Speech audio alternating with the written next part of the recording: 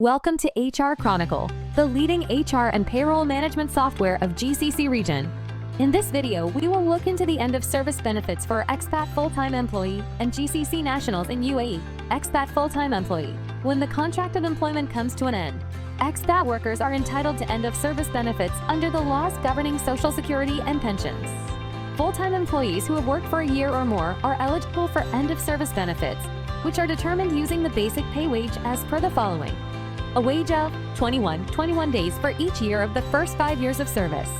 A wage of 30 days for each year exceeding such period. If they have completed a full year of continuous service, an employee will be eligible for benefits for portions of the year based on the time they spent working. The service period shall not be calculated with the unpaid days of absence from work.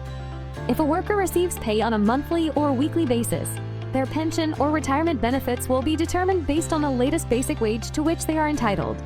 The entire end-of-service benefits for the foreign worker does not exceed 2 years' wages.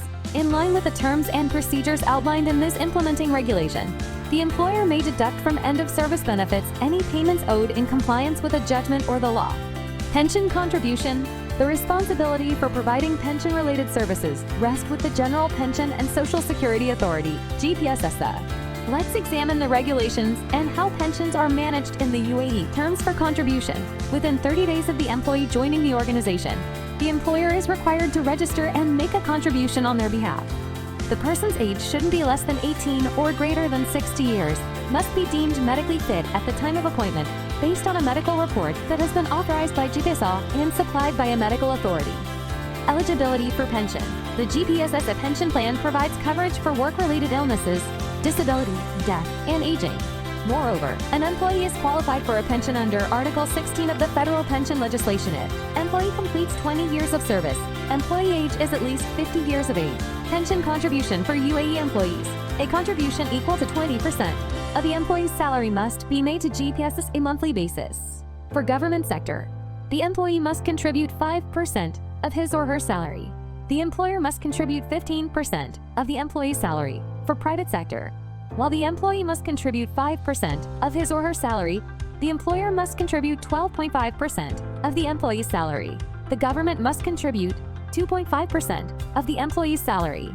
Pension for other GCC nationals. A GCC citizen, nationals of Saudi Arabia, the United Arab Emirates, the Kingdom of Bahrain, the Sultanate of Oman, the State of Qatar, and the State of Kuwait, who works in another GCC country, has the right to enjoy a pension in the same ways as he or she would enjoy if working in his or her own home country.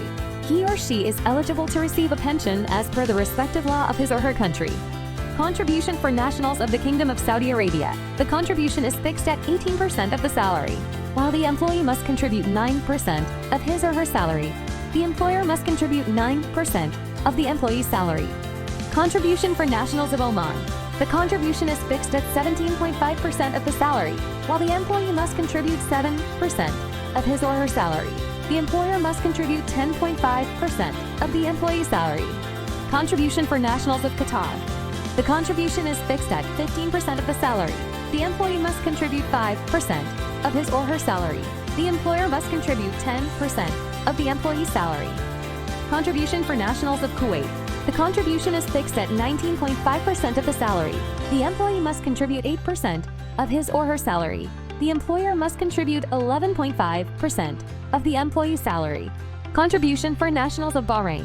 The contribution is fixed at 24% of the salary. The employee must contribute 7% of his or her salary. The employer must contribute 17% of the employee's salary.